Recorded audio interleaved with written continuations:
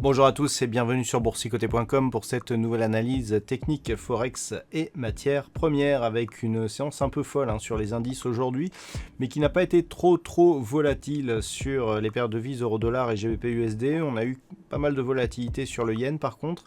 Donc par rapport à cette paire de devises euro-dollar, on reste ici sur une dynamique haussière qui vient tester ici la zone des 1.19. C'était une résistance déjà connue et attendue. On a eu un retournement donc sur cette zone avec une forte baisse sur l'euro-dollar qui est venu chercher ici la moyenne mobile 20 exponentielle. Donc pour l'instant, on reste dans une dynamique plutôt haussière tant que les cours ici sont au-dessus des 1.18 sur une rupture ici de cette zone intermédiaire voilà, que l'on peut dessiner avec de nombreux contacts déjà auparavant. Eh bien, on pourra avoir ici une phase de consolidation un peu plus marquée que l'on peut d'ailleurs confirmer par les retracements de Fibonacci puisque si on prend ici cette dynamique totale, on voit ici qu'on est venu chercher ni plus ni moins que le retracement à 38,2% des Fibonacci, et donc si on va plus loin, eh bien on va commencer à affaiblir donc cette dynamique haussière.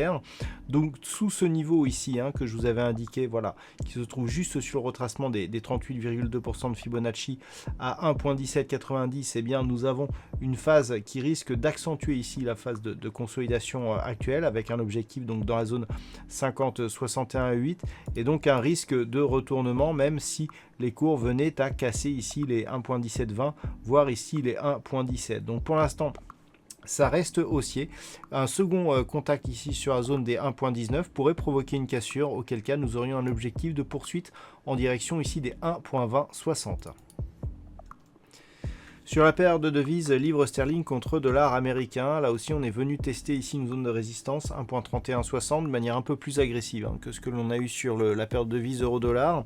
Les cours se sont mis à consolider, mais là aussi on reste plutôt au-dessus de la moyenne mobile 20 exponentielle. Alors le contexte est légèrement différent, on est ici sur une phase de neutralisation, voire même une dynamique légèrement haussière. On a une cassure ici de ce dernier point haut significatif.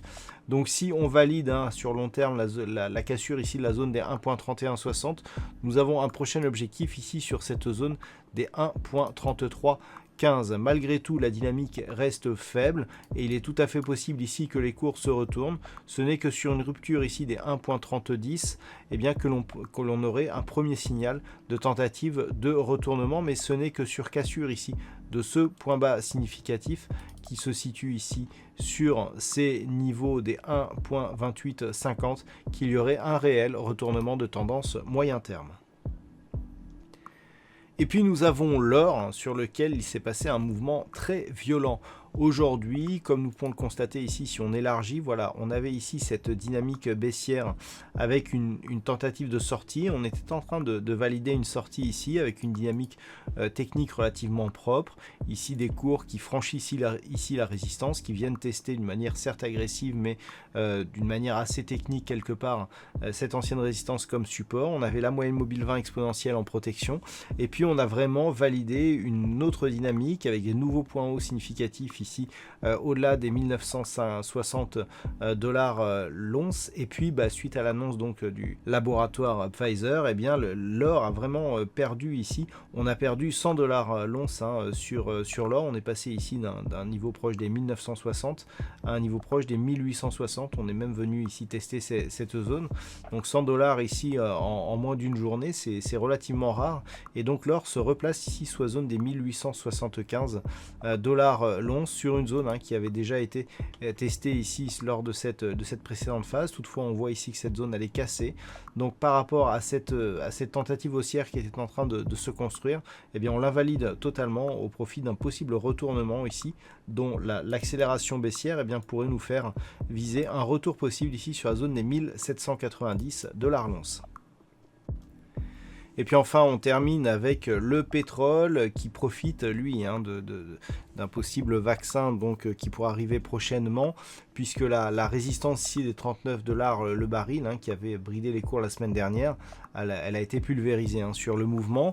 Toutefois, ce que l'on peut remarquer, c'est que l'on vient ici sur un niveau qui était déjà résistance. Hein. On avait une résistance ici intermédiaire à 41,50 $ le baril.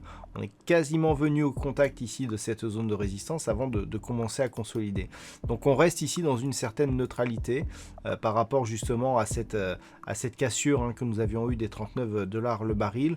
Grossièrement, on est toujours ici dans un range entre 34,60 et 43,50 $ le baril. On revient ici se placer dans une zone d'équilibre hein, que nous pouvons considérer comme une zone de stabilisation entre 39 et 41,50 $ le baril. Ce n'est qu'au-delà des 41,50 que l'on remettrait une pression haussière en direction donc de la prochaine résistance des 43,50 $ le baril.